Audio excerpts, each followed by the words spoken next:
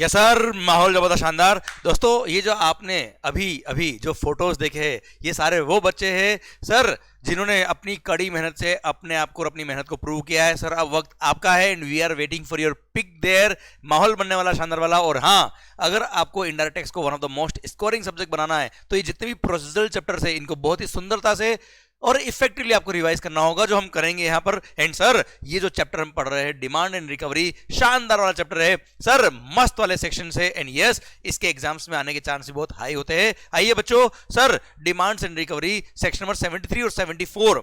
के जो प्रोविजन है ये आपको अभी पढ़ने की जरूरत नहीं है, बिकॉज सर सेक्शन नंबर 73 74 के provisions are applicable in respect of tax relating to financial year 2023-24 तक। Okay, from 2024-25 financial year onwards section number 74A applicable है, इसलिए आपको 74A पे ही ध्यान देना है। 73 74 अभी आपको पढ़ने की जरूरत नहीं है। जैसा मैंने आपको लास्ट में सितंबर 25 एग्जाम्स के लिए बताया था बेटा, सर नहीं आया था उसका क्वेश्चन, हाँ ना भाई, 74A के रिलेटेड ही आएगा एग्जाम में अगर पूछेंगे तो। ओके, तो मालिक 74A क्या कहता है कि अगर कभी भी sir tax not paid, short paid, या तो टैक्स आपने पे नहीं किया, शॉर्ट पे किया, एरोनियस रिफंड ले लिया डिपार्टमेंट से, या आपने रॉन्ग आईटीसी अवेल किया या रॉन्ग आईटीसी आपने यूटिलाइज किया, तो ऐसे केस में अच्छा for the financial year 24-25 onwards, तो ऐसे केस में डिपार्टमेंट आपको शो कॉज नोटिस सर्व करेगा under section number 74A। Sir ध्यान दीजिएगा, यह है opportunity being heard, show cause notice issue करेगा before issuing the demand order. आपको अपॉर्चुनिटी बीइंग हर्ड दी to represent yourself to produce your own case. आपके angle से टैक्स लगता है कि नहीं लगता है आप बताएंगे सर। तो ऐसे केस में सर ये जो शो कॉज नोटिस आपको सर्व करेगा डिपार्टमेंट, कितने टाइम में इशू करेगा, कितने टाइम में show cause notice will be served, which is called period of limitation. उसको बोलते हैं क्या, पीरियड ऑफ लिमिटेशन। जितने टाइम में शो कॉज नोटिस सर्व कर सकते हैं, the time limit is 42 months. The time limit is 42 month to serve the show cause notice। अब ये show cause notice सर्व करने का टाइम लिमिट 42 मंथ कब से, जिस रिलेवेंट फाइनेंशियल ईयर से रिलेटेड वो टैक्स इन्वॉल्व था, वो फाइनेंशियल का रिटर्न, एनुअल रिटर्न फाइल करने का ड्यू डेट जो 31 दिसंबर after the end of the financial होता है, वो वहां से 42 मंथ, या फिर एरोनियस रिफंड अगर मिला था तो जिस दिन रिफंड मिला था वहां से 42 मंथ के अंदर डिपार्टमेंट आपको शो कॉज नोटिस सर्व कर सकता है। अच्छा, अब सर यहां पे शो कॉज नोटिस दे दिया, अब डिपार्टमेंट को एक टाइम लिमिट और दे दी टू सर्व द ऑर्डर, और बोल दिया क्या 12 मंथ। जब आपको शो कॉज नोटिस सर्व किया है, सर्व मतलब आशीष को जब रिसीव हुआ उसके 12 मंथ के अंदर ऑर्डर पास कर देना। पर हाँ, कमिश्नर के पास पावर है कि वो चाहे तो फर्दर 6 महीने का टाइम पीरियड और दे सकता है, या सुपीरियर ऑफिसर के पास पावर है कि वो आपको फर्दर प्रॉपर ऑफिसर को टाइम दे सकता है 6 मोर मंथ का। Clear, to pass the order. तो 12 मंथ प्लस 6 मंथ का टाइम हो गया कब से, शो कॉज नोटिस से, to serve the order. Okay मालिक, अब ये है पीरियड ऑफ लिमिटेशन। इस टाइम लिमिट के अंदर अगर डिपार्टमेंट ने आपको शो कॉज नोटिस नहीं दिया ये टाइम लिमिट के अंदर, या ये जो टाइम लिमिट है इसके अंदर डिपार्टमेंट ने आपको ऑर्डर पास नहीं किया, तो ऐसे केस में जिस फाइनेंशियल ईयर से रिलेटेड मैटर था वो फाइनेंशियल ईयर का टाइम अगर निकल गया तो सर उस नोटिस को या उस ऑर्डर को बोलेंगे टाइम बार, और टाइम बार अगर है तो it is void ab initio. Clear, done. Sir ध्यान दीजिएगा, यहां पर जब 74A आया वहां पर शो कॉज नोटिस सर्व करने का टाइम लिमिट जो है वो 42 मंथ ही है, भले ही जो टैक्स शॉर्ट पे किया, नॉन पेमेंट वगैरह जो था वो for the reasons of fraud था, विलफुल मिसस्टेटमेंट हो, सप्रेशन फैक्ट हो,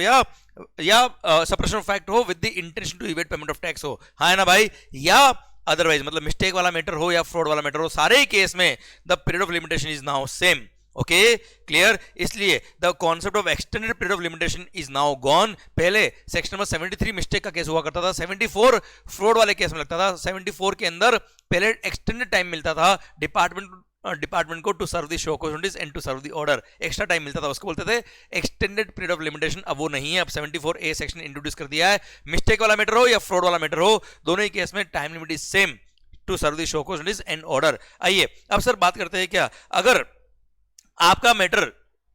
सर शो कॉज नोटिस आपको सर्व हो गया और sir tax not paid, tax short paid, erroneously refunded या रॉन्ग आईटीसी अवेल्ड और यूटिलाइज वाला मैटर अगर आपका है, तो ऐसे केस में पेनल्टी कितना, इट डिपेंड्स कि सर आपने जो कर्म किया है वो कांड है या कर्म है। मतलब आपसे अगर मिस्टेक हुई है तो सर पेनल्टी का अमाउंट जो होगा maximum can be 10% of tax involve और ₹10,000 under CGST, whichever is higher can be the penalty का amount. I repeat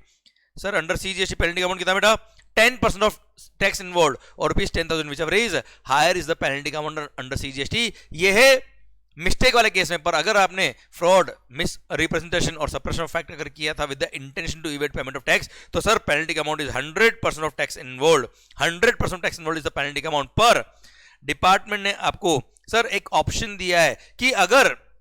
show cause notice serve होने से पहले ही, अब मैं पहले बात करूं किसकी, फ्रॉड वाले केस की, अगर शोकोस नोटिस सर्व होने से पहले ही आपने पूरा टैक्स विथ इंटरेस्ट पे कर दिया sir on your own असेटेनमेंट,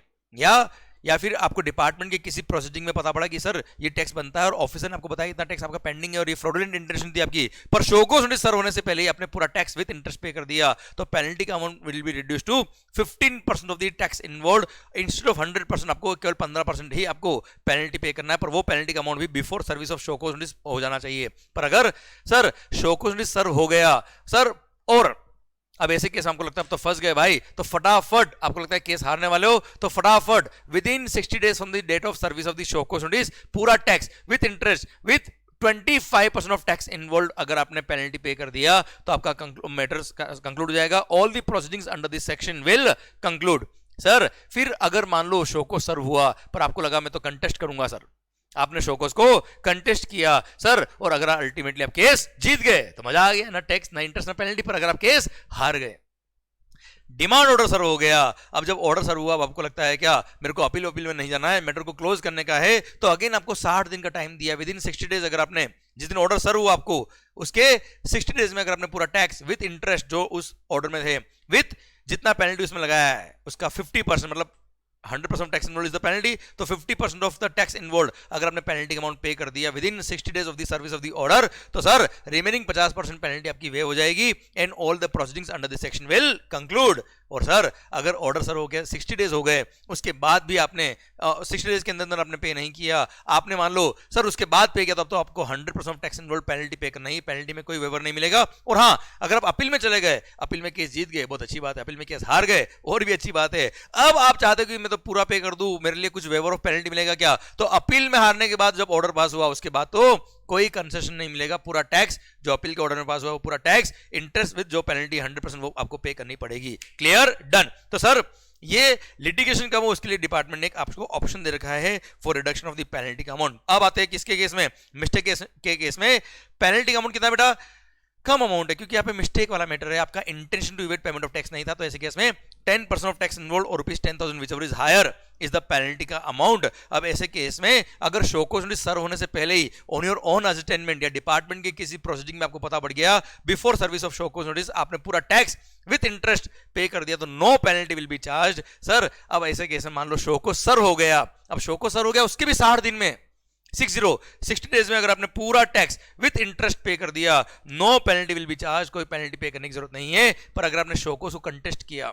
case अगर आप जीत गए, आपके फेवर में ऑर्डर आ गया, मजा आ गया, अगर आप केस हार गए, ऑर्डर पास हो गया, उस ऑर्डर में जितना टैक्स का अमाउंट है विथ इंटरेस्ट है विथ 10% ऑफ टैक्स इन्वॉल्व और ₹10,000 व्हिचएवर इज हायर, अब पेनल्टी पे करना ही पड़ेगा, भले ऑर्डर के नेक्स्ट डे ही पे करो या 60 days में पे करो या उसके बाद पे करो, वी डोंट केयर, अब आपको पूरा पेनल्टी पे करना पड़ेगा। अब ऑर्डर पास होने के बाद यहां 60 दिन में पे करने में कोई बेनिफिट नहीं मिलता है, क्योंकि एनीवेज पेनल्टी का amount is 10% of tax involve बेटा, हाँ है ना भाई। तो सर मिस्टेक वाले केस में केवल दो ही जगह आपको बेनिफिट मिल रहा है, तो before service of show cause notice या within 60 days from the serve of show cause notice. अगर आपने पूरा टैक्स विद इंटरेस्ट पे कर दिया तो पेनल्टी वे हो जाएगी, नहीं तो फिर पेनल्टी जो टैक्स का अमाउंट है उसका 10% पेनल्टी आपको लगेगी और ₹10,000 whichever is higher under CGST. Clear, done. शायद मेरी बात आप तक समझ में आ गई बच्चों, क्लियर। अच्छा मैंने एक एग्जांपल यहां पढ़ाया था आपको, बता देता हूं आपको कि कभी भी मान लो शोकोस नोटिस सर्व हुआ जिसके अंदर फाइनेंशियल ईयर 24, 25, 26, 27, 20 ये सब कुल मिला के 2029 तक फाइनेंशियल ईयर कवर है। अब सर आपको जो शोकोस नोटिस सर्व हुआ है वो शोकोस नोटिस मान लो सर्व हुआ है कब मालिक, 13 अक्टूबर 2029 को, 13 अक्टूबर 29 को अगर आपको शोकोस नोटिस सर्व हुआ है तो ये टाइम बार है कि नहीं है, इसको देखने के लिए पहले फाइनेंशियल ईयर 24-25 देखिए आप, 24-25 का एनुअल रिटर्न फाइल करने का ड्यू डेट होता है क्या 31 दिसंबर 2025, यहां से आप 42 मंथ अगर देखेंगे तो 30 जून 2029 इज द लास्ट डेट जब तक शोकोस नोटिस सर्व हो सकता है फॉर फाइनेंशियल ईयर 24-25। अब आपको शोकोस कब सर्व हुआ मेरा मालिक, 13 अक्टूबर 2029 को सर्व हुआ है, तो 30 जून 29 के बाद शोकोस सर्व हुआ है, इसलिए for the financial year 24-29 for the financial year 24-25 this show cause notice is time barred. ठीक है, तो this show cause notice is time barred for only and only financial year 24-25, but for the remaining part of the financial years this notice is valid and it is not time barred for the remaining financial years, क्योंकि इस 25-26 के लिए आप देखिए annual return file करने का due date क्या होगा 31 दिसंबर 26 और यहां से 42 मंथ अगर देखेंगे तो 30 जून 2030 आएगा। और ये शो कॉज नोटिस उससे पहले इशू हो गया, तो यस ऑब्वियसली सर 25 26 ऑनवर्ड्स ये जो शो कॉज आपको सर्व हुआ है फॉर द फाइनेंशियल ईयर्स ये वैलिड है, और उसके लिए आपका ये शो कॉज नोटिस कंटिन्यू रहेगा, पर 24 25 के लिए टाइम बार हो गया। आई होप बात समझ में आ गई बच्चों। अब मान लो शो कॉज नोटिस सर्व हुआ फाइनेंशियल ईयर 28 29 तक के लिए, अब अगला साल 2029 30 था, उसके लिए sir same matter same SSC का चल रहा था बेटा, और ये शो कॉज नोटिस आपको इशू हुआ, अभी तक ऑर्डर फाइनल नहीं हुआ है, अभी मैटर चल रहा है, सब ऑर्डर नहीं आया अब तक, तो ऐसे केस में for the subsequent financial year subsequent tax period अगर डिपार्टमेंट ने आपको same issue with same ground पर अगर आपको एक स्टेटमेंट भी इशू कर दिया, तो सर ऐसे केस में मान लेंगे आपको शो कॉज नोटिस सर हो गया है, आपको फॉर सब्सिक्वेंट पीरियड अलग से शो कॉज नोटिस डिपार्टमेंट ने नहीं दिया तो भी चलेगा, एक स्टेटमेंट से ही काम हो जाएगा बेटा। हाँ है ना भाई, no need to serve the show cause notice in this case if the matter is same, grounds are same on the same SSC. अगर प्रीवियस टैक्स पीरियड का आपको शो कॉज नोटिस सर हो रखा है और वो मैटर अभी pending है, अब तक ऑर्डर पास नहीं हुआ, तो ओके मालिक डन। अब सर मान लो आपको सर डिमांड ऑर्डर पास हो गया, शो कॉज नोटिस दिया डिपार्टमेंट ने, आपने उसका रिप्लाई दिया, अल्टीमेटली डिमांड ऑर्डर पास हो गया। अब ऑर्डर पास हो गया और ऑर्डर में लिखा था क्या, सर आपने फ्रॉड किया था, your intention was the fraudulent, और ऐसे केस में आप पे 100% ऑफ टैक्स इन्वॉल्व का पेनल्टी लगाया था, और आपको लगा था क्या ये तो बड़ी नाइंसाफी होगी, आपने इसके अगेंस्ट अपील फाइल कर दी। अपील फाइल करी कहां,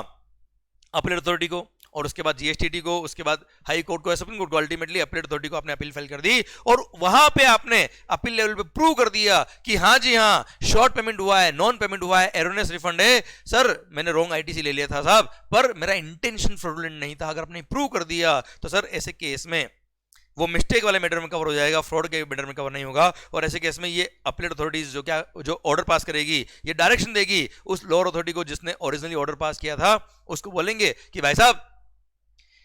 नो डाउट असेस ने टैक्स नहीं पे किया, कम पे किया एटसेट्रा, पर इसका इंटेंशन फ्रॉडुलेंट नहीं था, यहाँ पे इंटेंशन वाज ऑफ मिस्टेक, इसलिए सर वो डायरेक्शन इश्यू करेंगे उस एडजुडिकेटिंग अथॉरिटी को कि इसका ऑर्डर इसका टैक्स का अमाउंट, इंटरेस्ट पेनल्टी का अमाउंट रीडिटरमाइन किया जाए, having regard to the fact that ये फ्रॉड नहीं था, मिस्टेक था, तो ऐसे केस में टैक्स तो वही रहेगा, इंटरेस्ट भी उतना ही रहेगा, पेनल्टी का अमाउंट जो है वो 10% of tax involve rupees 10,000 whichever is higher वो हो जाएगा, क्योंकि 100% टैक्स इन्वॉल्व पेनल्टी फ्रॉड के केस में लगता है बच्चों, और ये अमाउंट ऑफ पेनल्टी रीडिटरमाइन करना पड़ेगा within 2 years from the date of such direction given by the appellate authorities. Clear done. I hope मेरी बात समझ में आ रही है बच्चों आपको। आइए सर अब बुक में से भी बताता हूं मैंने आपको क्या क्या पढ़ा दिया। तो सर सबसे पहली बात तो ये शो कॉज नोटिस कब सर्व होता है मैंने बता दिया आपको, पर हाँ ध्यान रखिएगा अगर amount of tax involve in a financial year is up to ₹999, tax involve in a financial year is up to ₹999, तो भले ही short payment, non payment etcetera है, पर आपको उस ईयर के लिए कोई शो कॉज नोटिस सर्व नहीं किया जाएगा, छोटे छोटे अमाउंट के लिए कोई दिमाग खराब नहीं करने का बेटा। हाँ है ना भाई, डन। अब सर एक और पॉइंट यहाँ पर है, अब जो पॉइंट पेंडिंग है केवल मैं वो बता रहा हूं, अगर मान लो डिपार्टमेंट आपको शो कॉज नोटिस सर्व करने वाला है, तो प्रॉपर ऑफिसर चाहे तो उसकी चॉइस है, वो चाहे तो आपको शो कॉज नोटिस सर्व करने से पहले ही प्री नोटिस कम्युनिकेशन कर देगा, सो दैट नोटिस सर्व होने से पहले ही अगर उसने आपको नोटिस कम्युनिकेशन दे दिया और आपने उसका रिप्लाई दिया, आपने ऑफिसर को या तो सेटिस्फाई कर दिया, या जो आपको लगा कि हाँ यार ऑफिसर सही बोल रहा है, आपने उसको एक्सेप्ट करके difference amount of tax interest pay कर दिया, तो सर ऐसे केस में no show cause notice will be issued in respect of that amount, so that litigation नहीं हो लंबे चौड़े। पर हाँ आपने डिपार्टमेंट जब प्री नोटिस कम्युनिकेशन आपको दिया, उसका रिप्लाई दिया, अगर डिपार्टमेंट को रिप्लाई एक्सेप्टेबल नहीं लगता है तो वो शो कॉज नोटिस इशू करेंगे। सेकंड थिंग, अगर उनको डिपार्टमेंट को लगता है कि सर आपने जो रिप्लाई दिया वो एक्सेप्टेबल है, तो ठीक है वो शो कॉज नोटिस सर्व ही नहीं करेंगे। सेकंड केस, अगर मान लो आपने सर अमाउंट एक्सेप्ट कर लिया तो पूरा अमाउंट पे कर दो विद इंटरेस्ट विद पेनल्टी, तो रिड्यूस पेनल्टी का बेनिफिट आपको मिल जाएगा before service of show cause notice वाला बेटा। थर्ड बात, सर अगर मान लो आपने पार्शली अमाउंट एक्सेप्ट किया उस प्री नोटिस कम्युनिकेशन में और पार्शली एक्सेप्ट नहीं किया, तो पार्शली के लिए तो अमाउंट जो आपने एक्सेप्ट किया वो टैक्स विद इंटरेस्ट विद उस पे जो पेनल्टी बनता है before issue of show cause notice वो पे कर दो, और सर पार्शली के लिए आप रिप्लाई दे दीजिए, और पार्शली जो आपने रिप्लाई दिया है वो अगर डिपार्टमेंट को एक्सेप्ट होता है तो अच्छी बात है, नहीं तो पार्शली अमाउंट के लिए department will proceed to serve the show cause notice for the remaining amount due बेटा। हाँ है ना भाई, ये पेनल्टी के प्रोविजंस मैंने आपको ऑलरेडी पढ़ा दिए। I hope you got the entire point sir. Okay अब ठीक है सर, ये मैं आपको ऑलरेडी बता चुका हूं। ओके अब ये बड़ा इंपॉर्टेंट नोट है सर, अभी अभी हमने पढ़ा क्या कि पेनल्टी का अमाउंट रिड्यूस हो जाएगा अगर आपका इंटेंशन फ्रॉडुलेंट नहीं था, तो अमाउंट ऑफ पेनल्टी का है कितना, 10% of tax involve ₹10,000 whichever is higher is the penalty का अमाउंट। पर अगर कोई एसएससी ने सेल्फ असेस्ड टैक्स खुद ने सेल्फ असेसमेंट कर लिया था सर,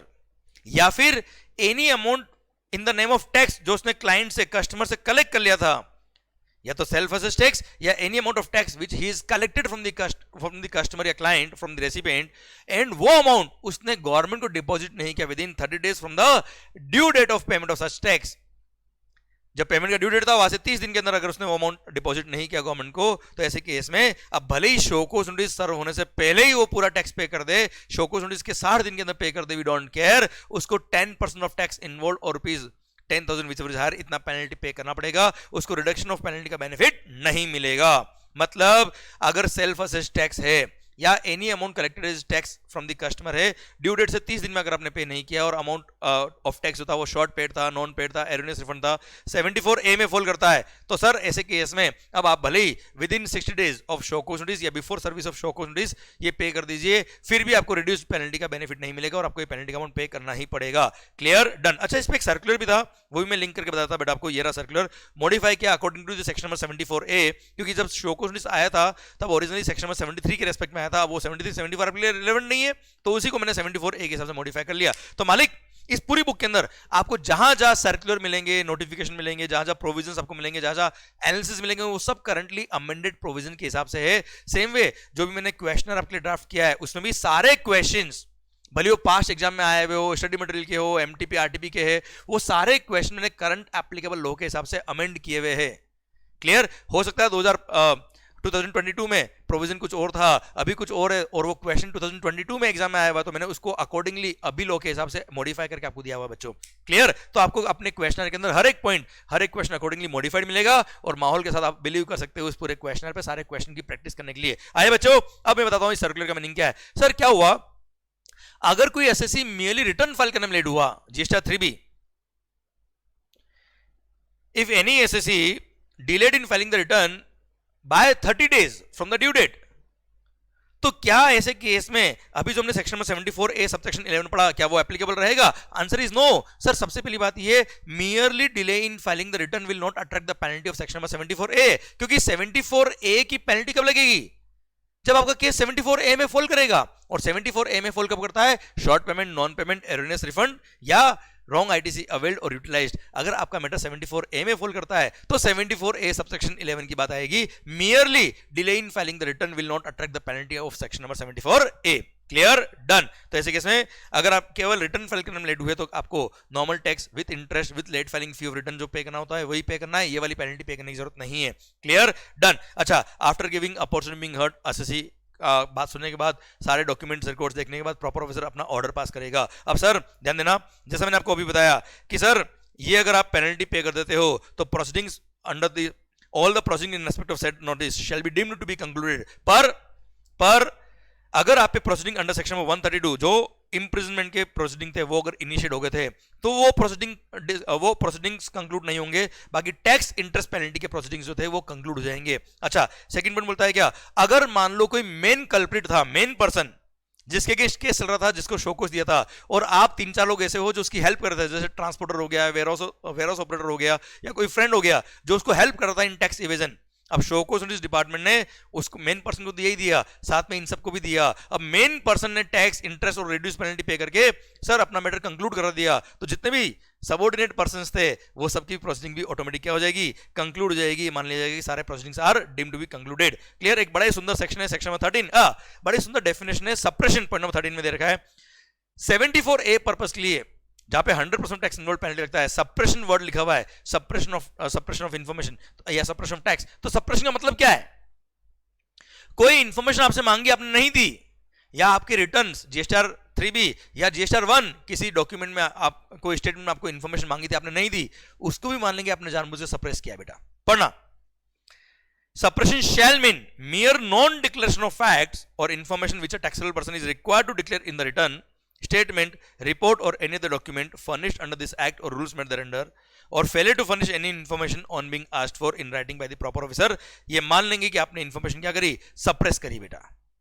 मतलब केवल आपने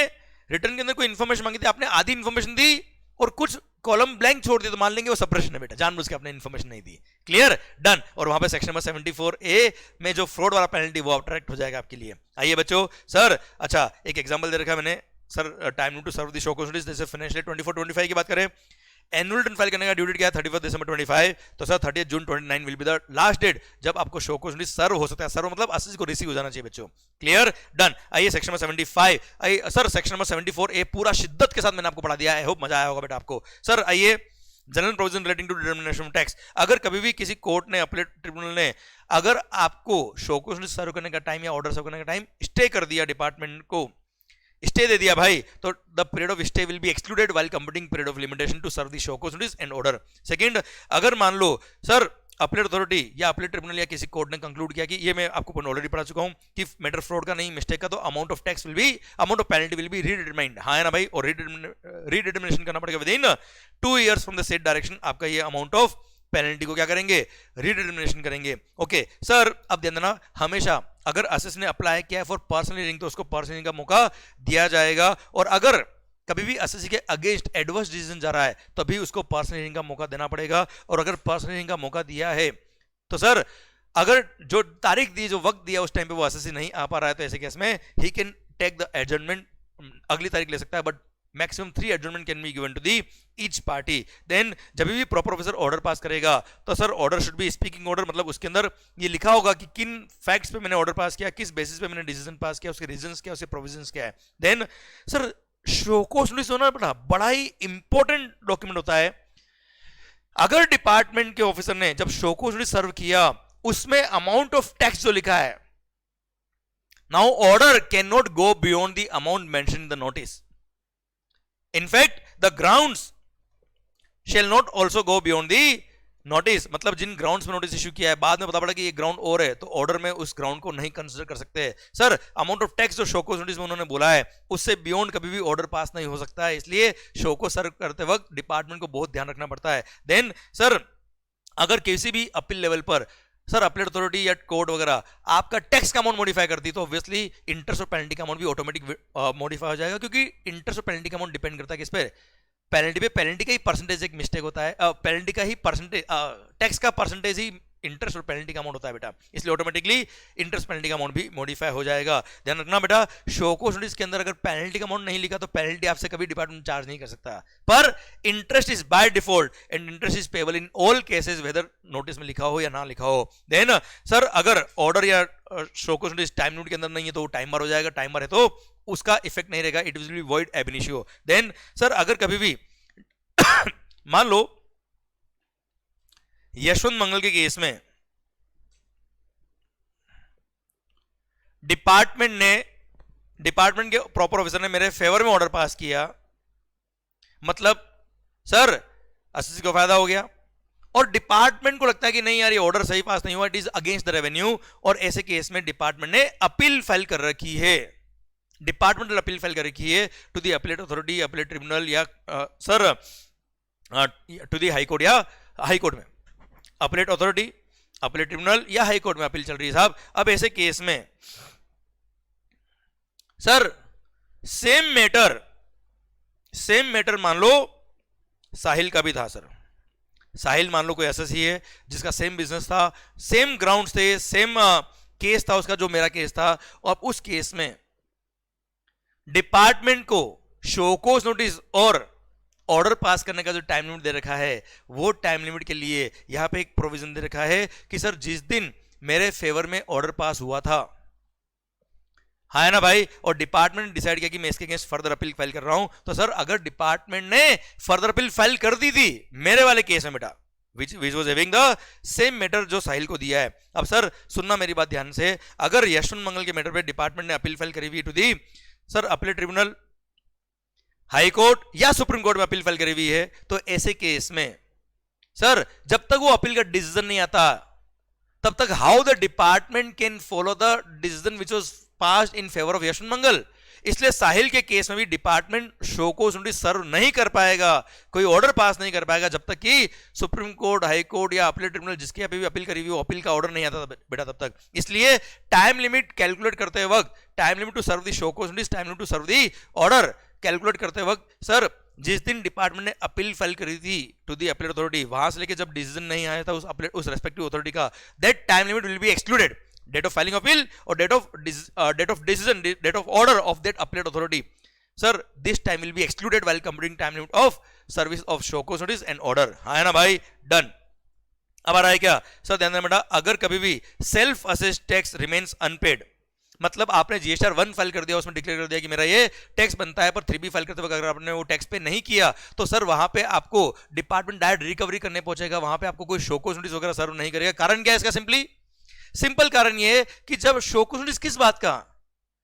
अपॉर्चुनिटी बीइंग हर्ड किस बात की, आप खुद बोलते हो मेरा टैक्स लायबिलिटी बनता है, आपने पे नहीं किया तो डिपार्टमेंट डायरेक्ट रिकवरी करेगा, वहां 74A का प्रोविजन फॉलो करने की जरूरत नहीं है। और हाँ सर, बड़ा ही इंपॉर्टेंट प्रोविजन मुझे लगता है पॉइंट नंबर 13 कि अगर कभी सेक्शन नंबर 74A की पेनल्टी आप पे लग गई तो किसी भी सेक्शन में इस पूरे एक्ट में आप पे कोई पेनल्टी चार्ज नहीं होगा। जैसे ऑफेंसेस पेनल्टी चैप्टर के अंदर हमने सर्कुलर पढ़ा हुआ है सर, जहां पे बोगस बिल वगैरह के ट्रांजेक्शन के लिए पेनल्टी दे रखा है, तो सर वो पेनल्टीज नहीं लगेगी अगर सेक्शन नंबर 74A का पेनल्टी लगता है पे तो। ओके मालिक सर, तो 122 वगैरह के सेक्शन की पेनल्टी नहीं लगेगी अगर सेक्शन नंबर 74A की पेनल्टी आप पे लगे तो बेटा। हाँ है ना भाई, ये आपका बड़ा इंपॉर्टेंट टॉपिक। सेक्शन नंबर 75 भी खत्म होता है। अब आइए छोटे छोटे टॉपिक है सर इस चैप्टर के, देखते हैं हम इनको ध्यान से। एक सेकंड। ओके सर, आइए सेक्शन नंबर 160, ये क्या बोलता है? अगर मान लो डिपार्टमेंट ने कोई नोटिस इश्यू किया, कोई असेसमेंट किया, रीअसेसमेंट किया, एडजुडिकेशन किया, रिव्यू किया, रिवीजन किया, रेक्टिफिकेशन किया, नोटिस इश्यू किया, समन इश्यू किया, या कोई भी प्रोसीडिंग्स, और उसमें डिपार्टमेंट से उस नोटिस में, ऑर्डर एटसेट्रा में कोई मिस्टेक हो गया, डिफेक्ट हो गया या ओमिशन हो गया, पर intent and purpose of the law was the correct, और वहां पे that proceeding was in substance and in effective conformity with the law and intention of the law, तो ऐसे केस में सर वो assessment proceeding etcetera will not be invalid. जैसे for example department को notice issue करना था sir mister Yashwant मंगल को, उन्होंने इश्यू कर दिया मैसर्स यशवंत मंगल को, तो ये छोटी सी मिस्टेक हो गई, इसकी वजह से पूरी proceedings will not be invalid. और हाँ, यहां डिपार्टमेंट बोला क्या, service of any notice order communication shall not be called in question. अगर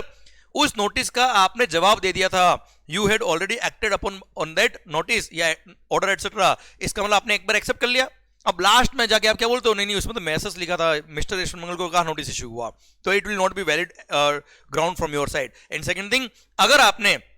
सर जब आपको अर्लीस्ट अपॉर्चुनिटी मिली थी ऑफ बीइंग हर्ड, तब आपने उस पॉइंट को रेज नहीं किया, लास्ट में जब डिपार्टमेंट ऑर्डर पास करा था तब आपने क्या किया, उस पॉइंट को रेज किया, तो भी ऐसे केस में आपके उस पॉइंट को वैलिड नहीं माना जाएगा, और मियरली दैट मिस्टेक, डिफेक्ट और omission can not invalid the entire proceeding of the provisions. आइए सेक्शन 161 बोलता है क्या, अगर किसी भी अथॉरिटी से कोई एरर या मिस्टेक होगी which is apparent on the face of the record, तो ऐसे केस में वो ऑर्डर या नोटिस के अंदर एरर हो गया, mistake on the apparent on the record, sir long run process में मिस्टेक डिटरमाइन नहीं होनी चाहिए, वो substantial change in the liability नहीं कर सकता। मिस्टेक अपरेंट ऑन रिकॉर्ड अगर है तो sir if it is self evident and long run process से डिस्कवरेबल नहीं है, तो ऐसे केस में सर वो मिस्टेक अपरेंट फ्रॉम रिकॉर्ड जो होती है वो रेक्टिफाई कर सकता है वो ऑफिसर जिसने वो ऑर्डर या नोटिस वगैरह इशू किया है। पर सर ये मिस्टेक वो अथॉरिटी जब रेक्टिफाई करेगा, ये कब करेगा सर, या तो उसको खुद को पता पड़ गया, या डिपार्टमेंट के किसी ऑफिसर ने बताया उसको, या असिस ने खुद ने बताया। तो अगर असिस खुद बताता है तो उसको बताने का टाइम है 3 महीने का बेटा, 3 महीने के अंदर उसको मिस्टेक लानी पड़ेगी डिपार्टमेंट के ऑफिसर के पास कि आपसे इस ऑर्डर में, नोटिस में ये मिस्टेक होगी थी साहब। क्लियर? अब भले खुद से पता पड़ा हो, असिस ने बताया हो, डिपार्टमेंट के ऑफिसर ने बताया हो, रेक्टिफिकेशन मिस्टेक का टाइम लिमिट 6 मंथ। जिस दिन वो ओरिजिनल ऑर्डर या नोटिस वगैरह इशू हुआ था वहां से 6 महीने के अंदर उस ऑफिसर के पास पावर है कि उस मिस्टेक को रेक्टिफाई कर सकता है, और मिस्टेक को रेक्टिफाई करने की वजह से अगर एसएससी की लायबिलिटी बढ़ती है या उसका इनपुट टैक्स क्रेडिट कम होता है, तो ऐसे केस में सर डिपार्टमेंट के उस ऑफिसर को, उस एसएससी को अपॉर्चुनिटी बीइंग हर्ड देनी पड़ेगी following the principle of natural justice. Clear? चलिए कोई खास बात नहीं। आइए सेक्शन नंबर 76, बड़ा सुंदर सेक्शन मुझे लगता है कि अगर आपने सपोज कोई सप्लाईज एग्जाम थी, फिर भी आपने कस्टमर से टैक्स ले लिया, या किसी सप्लाई पे रेट ऑफ टैक्स था 5%, आपने 18% टैक्स ले लिया, तो यू कांट से ये मेरी स्टाइल थी कमाने की, मैंने एक्स्ट्रा टैक्स लिया, वो मेरा प्रॉफिट है, गवर्नमेंट तुम्हारा टैक्स केवल 5% था, तुम 5% ले लो, या एग्जाम था, you can't collect the tax. नहीं सर, ऐसा नहीं हो सकता है। सेक्शन नंबर 76 इस तरह के लोगों के लिए दे रखा है और बोल रखा है क्या, अगर आपने टैक्स के नाम पे कोई भी अमाउंट, अगर आपने जीएसटी टैक्स के नाम पर कोई भी अमाउंट क्लाइंट से, कस्टमर से रिकवरी किया है, तो that amount has to be deposited to the government, has to be paid to the government as if it is the normal tax. Otherwise, जिस दिन आपने कलेक्ट किया था वो अमाउंट, कलेक्ट किया था, ड्यू डेट से मतलब नहीं है, जिस दिन वो अमाउंट आपने कलेक्ट किया था वहां से लेके जब आप पे करेंगे तब तक आपको इंटरेस्ट पे करना पड़ेगा एट द रेट ऑफ 18% पर annum simple interest number of days के हिसाब से, और ये अमाउंट आपको पे करना पड़ेगा as if it is the normal tax. और डिपार्टमेंट को यहां पे ध्यान रखिएगा, ऐसे एसएससी को शोकोस नोटिस सर्व करने के लिए there is no time limit under this section. ध्यान रखिएगा, नोटिस सर्व करने का कोई टाइम लिमिट नहीं है अंडर सेक्शन 76। पर हाँ, अगर एक बार आपको नोटिस सर्व कर दिया तो उसके 1 साल के अंदर डिपार्टमेंट का वो ऑफिसर क्या करेगा, ऑर्डर पास करेगा कि अमाउंट आपसे रिकवरी करना है कि नहीं करना है बेटा। ओके, अब सर ये जो टैक्स था ये अगर एसएससी से कलेक्ट तो कर लिया डिपार्टमेंट ने, पर ये टैक्स पेएबल नहीं था, लेवेबल नहीं था, या टैक्स की रेट कम थी, तो ऐसे केस में सच अमाउंट जैसे 5% टैक्स की जगह पे 18% लिया तो 13% आपको पे करना पड़ेगा एक्स्ट्रा,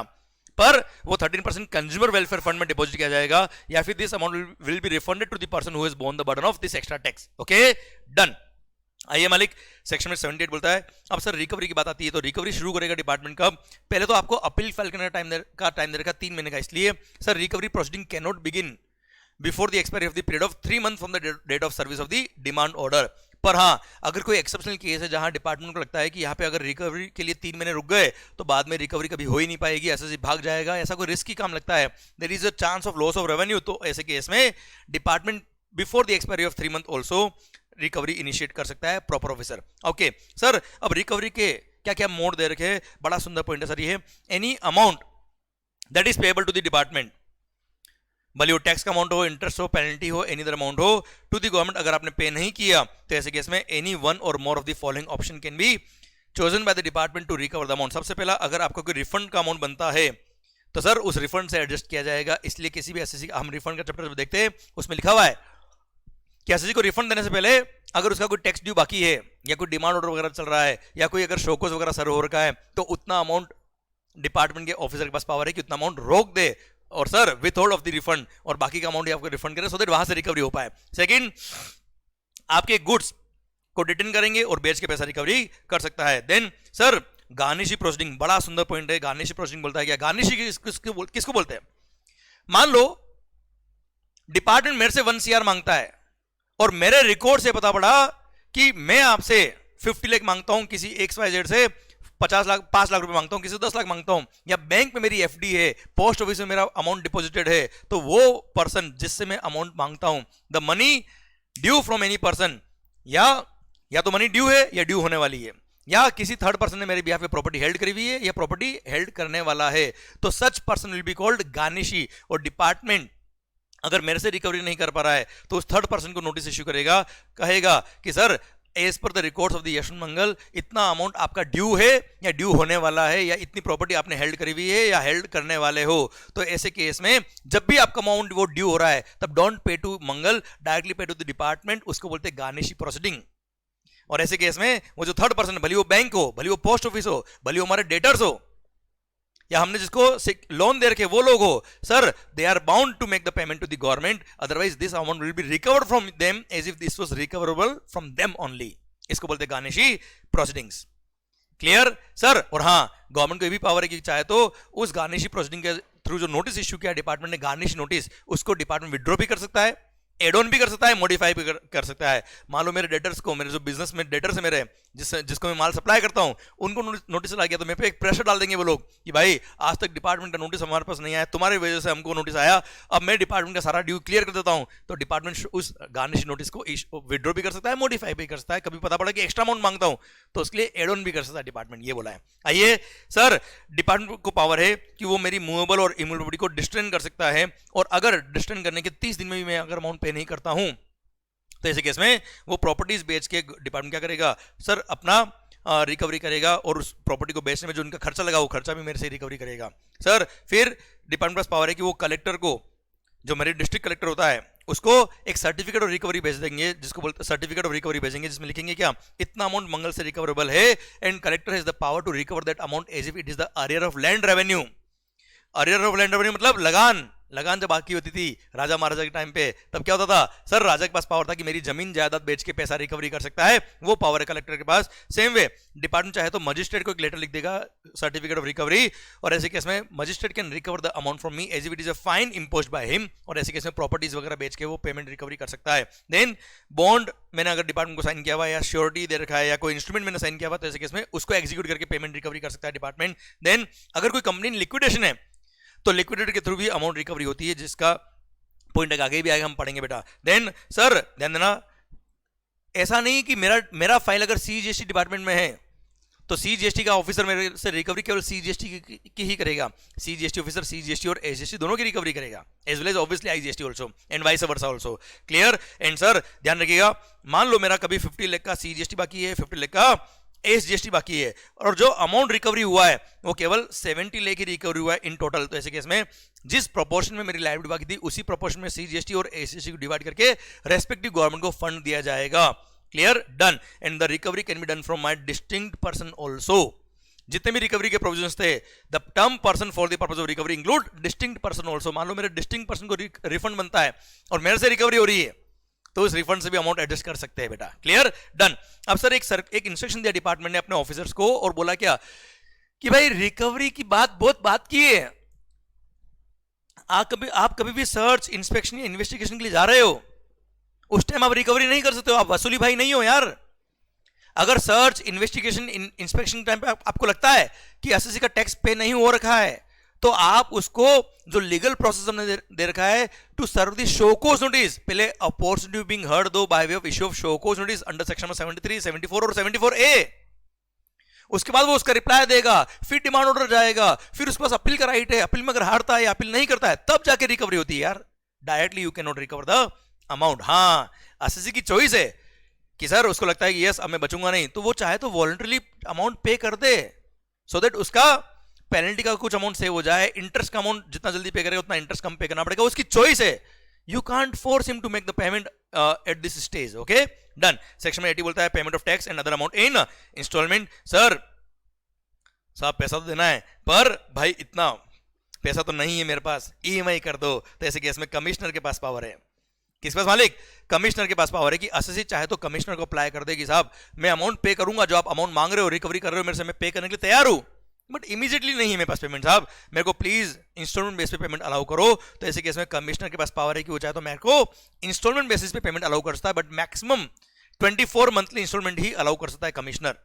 इससे कम भी कर सकता है और हो सकता है मना भी कर दे। और सर इस कमिश्नर का जो डिसीजन है उसको आप चैलेंज नहीं कर सकते, this is non appealable order, जो हम अपील वाले चैप्टर के लास्ट सेक्शन में पढ़ेंगे। क्लियर? सर अब अगर मेरे को इंस्टॉलमेंट पेमेंट अलाउ हो गया और मैंने अगर कोई भी एक इंस्टॉलमेंट भी डिफॉल्ट कर दिया, तो सर मेरा ये फैसिलिटी विड्रॉ हो जाएगा और इमीडिएटली सारा अमाउंट जो है वो रिकवरेबल हो जाएगा, मेरे को सारा अमाउंट पे करना पड़ेगा। Now this is a very good point, जहां बोला क्या facility of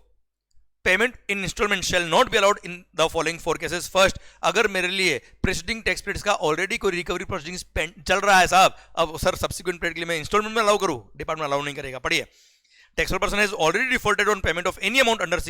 GST law for which recovery process is on. Second, preceding financial year में मैंने जब इंस्टॉलमेंट के लिए अप्लाई किया था, डिपार्टमेंट ने मना कर दिया था मेरे को, इट मींस कहने की गड़बड़ मेरे में, तो करंट ईयर में भी मेरे को अलाउ नहीं करेंगे to make the payment in instalment. Sir अगर amount of recovery less than 25,000 रुपए, किस बात का ईएमआई भाई, एक बार में पे कर। And sir self assessed tax अगर पेबल है तो वो तो सर आपने खुद ने असेस किया, पूरा पे करो भाई, उसके लिए किस बात का EMI. Next, transfer of property to be void in certain cases. अब सर बड़ा स्टोरी अच्छा है, मैं आपको समझाता हूं। मेरे क्लाइंट है, सर्विस टैक्स के टाइम की बात है, वही सेक्शन कंटिन्यू हुआ जीएसटी में। वो बोलते थे क्या सर, सर्विस टैक्स का उनका डिमांड था सर अराउंड 3.5 करोड़ का service tax with interest with penalty अलग था सर उसमें। अब मालिक वो मुझे क्या बोलते हैं, सर एक काम करता हूं, डिपार्टमेंट मेरा क्या उखाड़ लेगा। मैंने कहा भाई आपसे रिकवरी हो जाएगी, आपकी जो प्रॉपर्टीज है वो बेच के पैसा रिकवरी करेंगे वो लोग, आप ये ऐसा मना नहीं कर सकते उनको। सर तो उसने बोला एक काम करते हैं, मेरे पास जो प्रॉपर्टी है वो मेरे वाइफ के नाम पे ट्रांसफर कर देता हूं, सो दैट जितनी भी प्रॉपर्टी मेरी है वाइफ के नाम पे अगर ट्रांसफर हो गई, मेरे पास कुछ है ही नहीं, अब डिपार्टमेंट रिकवरी करने आएगा, मैं बोलूंगा ले जा, जो ले जाना ले जा, क्या ले जाएगा साहब, कुछ है ही नहीं मेरे पास। तो ऐसे केस में क्या डिपार्टमेंट पागल है? इसीलिए सेक्शन आया, और सेक्शन बोलता है क्या, अगर इस तरह की इंटेंशन से किसी असेसी ने अपनी कोई प्रॉपर्टीज बेची है जबकि उसको पता था कि टैक्स ड्यू बाकी है,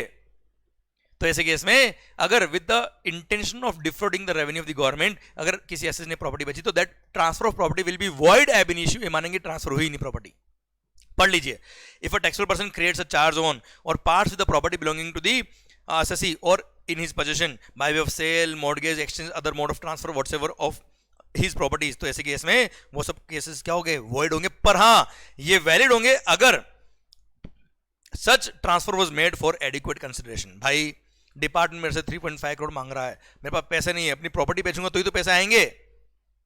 तो मैंने एडिक्वेट कंसिडरेशन बेचा and without any notice of pendency of proceeding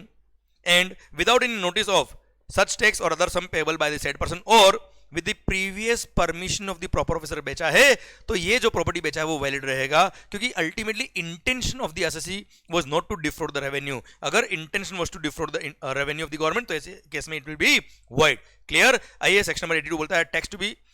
first charge on the property. Sir ध्यान रखिएगा, किसी एसएससी ने, सर एसएससी ने आपसे मान लो लोन ले रखा है और उसकी प्रॉपर्टी आपको मॉर्गेज करा रखी है और आपको उस एसएससी पे भरोसा नहीं था, तो आपने उस प्रॉपर्टी का मॉर्गेज का सर चार्ज भी क्रिएट करा रखा है. मैंने सेकंड चार्ज भी, लोन किसी और से ले रखा है, उसने सेकंड चार्ज भी क्रिएट करा रखा है मेरी प्रॉपर्टी पे. सर क्या लिख दिया इस सेक्शन में, सेक्शन 82 में, notwithstanding any law, notwithstanding anything containing any law, किसी भी कानून में कुछ भी लिखा, we don't care, this section will override over all the other act also except insolvency in bankruptcy code. तो आईबीसी के अलावा सारे एक्ट को ये सेक्शन ओवरराइड करता है और बोलता है क्या, मेरी जितनी भी प्रॉपर्टीज है सर उस पे पहला हक, फर्स्ट चार्ज गवर्नमेंट का हो जाएगा for the recovery of dues under this act. तो मेरी प्रॉपर्टी पे इसके पैसा रिकवरी होगा तो पहला किसको मिलेगा, गवर्नमेंट को मिलेगा, उसके बाद जिन लोगों ने मेरे को लोन दिया उसको मिलेगा बेटा, भले उन्होंने फर्स्ट चार्ज क्रिएट कराया वो we don't care. Sir section 83 provisional attachment to protect the revenue in certain cases. Sir अगर आपकी कोई प्रोसीडिंग पेंडिंग है, अभी ऑर्डर पास नहीं हुआ, पेंडिंग चल रही है in assessment, inspection, search, seizure, arrest, demand and recovery etcetera, और कमिश्नर के पास इतना आइडिया है, कमिश्नर को ऐसा लगता है कि सर ये एसएससी का जो अमाउंट बनेगा सर ये एसएससी भाग जाएगा and there is a chance of loss of revenue to the department, तो ऐसे केस में कमिश्नर सर आपकी प्रॉपर्टीज को टेम्परेरी प्रोविजनल अटैचमेंट कर सकता है सर और ऐसे केस में हाइपोथिकेशन क्रिएट कर देगा वो डिपार्टमेंट के फेवर में, सो दैट कल को अगर अमाउंट रिकवरेबल आए तो वो प्रॉपर्टी बेच के पैसा रिकवरी हो पाए डिपार्टमेंट का. But this provisional attachment can not be for more than 1 year, और 1 साल के अंदर अंदर वो प्रोविजनल अटैचमेंट को डिपार्टमेंट को हटाना पड़ेगा. मतलब सर 1 साल तक ही वैलिड रहेगा, मतलब 1 साल में डिपार्टमेंट चाहे तो सारा प्रोसीडिंग कंक्लूड करके अपना पैसा रिकवरी कर ले, वरना बाद में वो प्रोविजनल अटैचमेंट क्या हो जाएगा, विड्रॉ हो जाएगा. आइए बच्चों last section, section 84 continuation validation of sudden recovery proceedings. अगर मान लो आपके अगेंस्ट कोई रिकवरी प्रोसीडिंग इनिशिएट हो गई थी सर, और उसके बाद आपने अपील फाइल कर दी या रिवीजन में मैटर चला गया या अदर प्रोसीडिंग्स, जैसे सर आईबीसी में आपका मैटर चला गया बेटा, कॉर्पोरेट डेटर अंडर आईबीसी, किसी भी मैटर पे आपको ऑर्डर पास हो गया, आपसे अमाउंट रिकवरेबल था, और सर ऐसे केस में आपने अपील फाइल कर दी या मैटर आपका रिवीजन में चला गया या अदर प्रोसीडिंग में चला गया. अब सर ध्यान दीजिएगा, अब जब उस अपील का डिसीजन आया है, रिवीजन या अदर प्रोसीडिंग का डिसीजन आया, अब उसमें amount of tax, interest, penalty अगर एनहांस हो गया तो ऐसे केस में कमिश्नर आपको अनदर नोटिस ऑफ रिकवरी भेजेगा फॉर दैट एनहांस्ड अमाउंट, पर जो ऑलरेडी अमाउंट के लिए आपको रिकवरी इनिशिएट करी थी उसके लिए वापस से फ्रेश नोटिस इश्यू करने की जरूरत नहीं. सपोज 1 CR के लिए आपका ऑलरेडी रिकवरी शुरू था, तो सर अनदर नोटिस जो इश्यू किया जाएगा वो एनहांस्ड अमाउंट के लिए, मान लो एनहांस्ड अमाउंट 15 लाख रुपए का था तो 15 लाख के लिए ही आपको अनदर नोटिस इश्यू किया जाएगा. 1 करोड़ के लिए आपको फ्रेश नोटिस इश्यू करने की जरूरत नहीं है, और recovery proceeding will begin from the place, from the stage जहां पे वो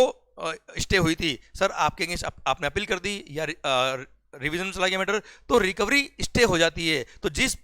स्टेज पर रिकवरी रुका था उसी स्टेज से वापस से कंटिन्यू हो जाएगा, वापस से शुरू से जीरो से शुरू करने की जरूरत नहीं है. पर अगर अमाउंट ऑफ ड्यूज रिड्यूस हो गए इन सच अपील और अदर प्रोसीडिंग एटसेट्रा, तो ऐसे केस में आपके लिए कोई नया नोटिस ऑफ रिकवरी नहीं भेजेंगे, बस रिड्यूस्ड अमाउंट के लिए department will start the recovery, पर recovery again will begin from the